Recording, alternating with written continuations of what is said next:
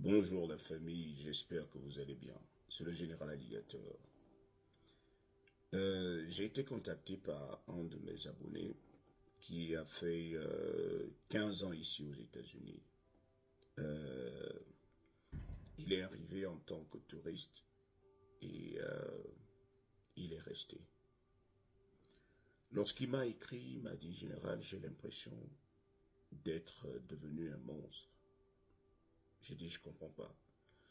Il dit, euh, j'ai eu mes papiers finalement l'année dernière. J'étais venu et j'avais laissé ma famille au pays, ma femme, et j'avais à l'époque deux enfants. Je les avais laissés. Et j'étais venu me chercher. En venant ici aux États-Unis, je ne savais pas exactement ce que c'était de vivre ici sans papier. Lorsque vous arrivez en tant que touriste, les conditions dans lesquelles vous vivez.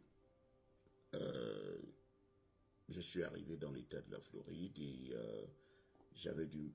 Quand on vient en tant que touriste, on ne peut pas travailler légalement, surtout que vous n'avez pas de numéro de sécurité sociale, vous n'avez pas de work permit, c'est-à-dire le permis de travail. Euh, vous ne pouvez même pas louer un appartement à votre nom. Vous ne pouvez pas vous acheter une voiture malgré tout l'argent que vous avez. Parce que pour s'acheter une voiture, il va falloir montrer que vous avez un permis de conduire. Et pour passer le permis de conduire ici en Floride, il faut forcément avoir un numéro de sécurité sociale. Donc, vous ne pouvez rien faire sans le numéro de sécurité sociale. Parce que c'est à travers ce numéro qu'on peut facilement vérifier votre passé, ce que vous avez déjà eu à faire ici, si vous avez commis des, des exactions, si vous avez commis quelques petits délits, on peut vérifier. Alors, il me dit, euh, ma vie est devenue difficile depuis que j'ai finalement eu les papiers. Je suis allé retrouver ma famille au pays. J'ai dit, explique-moi, vous êtes censé être bien en joie d'avoir retrouvé votre famille après autant d'années. Il me dit, oui, c'est vrai, mais j'ai l'impression que ma famille n'est plus la même. J'ai l'impression que moi-même, je ne suis plus le même. J'ai dit, je vais toujours comprendre. Mais du général, avec 15 ans de solitude, j'ai passé 15 ans aux États-Unis en train de me battre. J'envoyais l'argent au pays, mais ce n'était pas suffisant. L'inconvénient, c'est que mes enfants grandissaient sans moi, et c'était la pire de mes douleurs. Moi-même, j'ai grandi sans père, et je m'étais fait la promesse d'être toujours là pour mes enfants. Mais malheureusement, la situation dans laquelle j'étais ne me permettait pas de voyager. Parce que si je partais, je ne pouvais plus jamais revenir. Donc c'était à travers un long combat que je suis arrivé à obtenir les papiers. Mais en 15 ans, euh, je vivais seul. Je pensais pour moi. Je faisais tout rien que pour moi. Je dormais quand je voulais. Je pouvais rester silencieux quand je le voulais. La plupart du temps, tout était silencieux autour de moi. Voyez-vous, pour vivre aux États-Unis et sans avoir des problèmes, il faut que ça soit le boulot et la maison. Et c'était ma routine. Boulot, maison, sinon magasin pour aller acheter un truc. Donc, vous allez passer pratiquement 15 ans dans le silence. Vous, euh, vous allez regarder la télé quand vous le voulez. Parfois, vous parlez seul. Vous communiquez seul. Et parfois, vous restez sans parler. Alors, lorsque j'ai finalement eu des problèmes et que je suis allé retrouver ma femme, j'avais toujours l'impression d'être seul. Parce que ce réflexe était déjà resté en moi. J'étais au milieu de mes enfants et de ma femme, mais je restais silencieux. Parfois, je les entendais parler, mais je ne comprenais pas ce qu'ils disaient, parce que mon esprit était toujours loin. 15 ans. sans voir les personnes que vous aimez. 15 ans sans participer à l'éducation de vos enfants.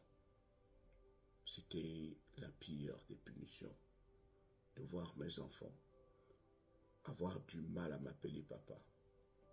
Parce que vous savez, c'est quelque chose qui devrait être naturel. Même si on leur disait que j'étais leur père et qu'on avait l'habitude de se parler par vidéo, mais c'est pas comme si vous étiez là, présent.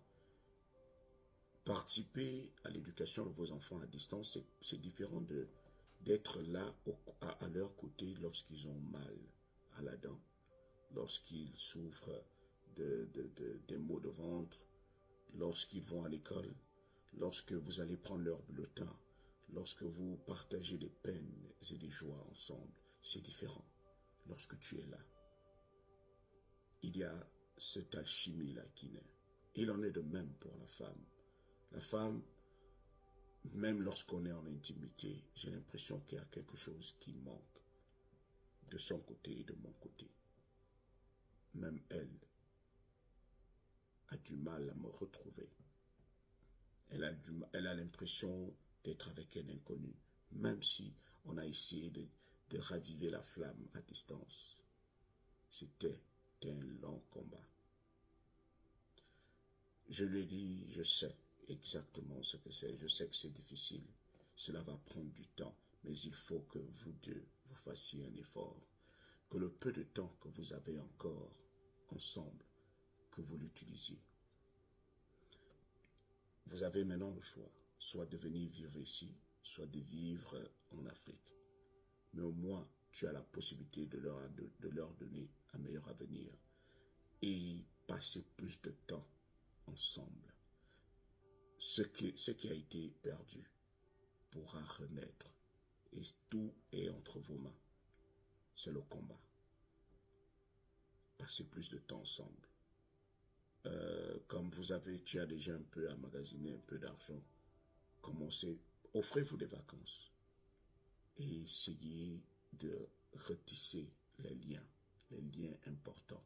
Il n'est jamais trop tard, même si tes enfants ont grandi, mais ils peuvent toujours avoir de la place pour que vous vous aimiez, pour que cette alchimie renaisse. Il n'est jamais trop tard. C'est vrai, faire ici sans papier, et pendant des années, c'est tellement difficile. Donc je m'adresse aussi à quelqu'un qui va regarder cette histoire, de bien réfléchir. C'est vrai qu'on met souvent objectif États-Unis coûte que coûte, mais à quel prix? Parfois on pense qu'on a bien fait le choix, mais il y a quelque chose qu'on perd forcément quelque part. Et parfois ce sont nos enfants qui en pâtissent. C'était le général.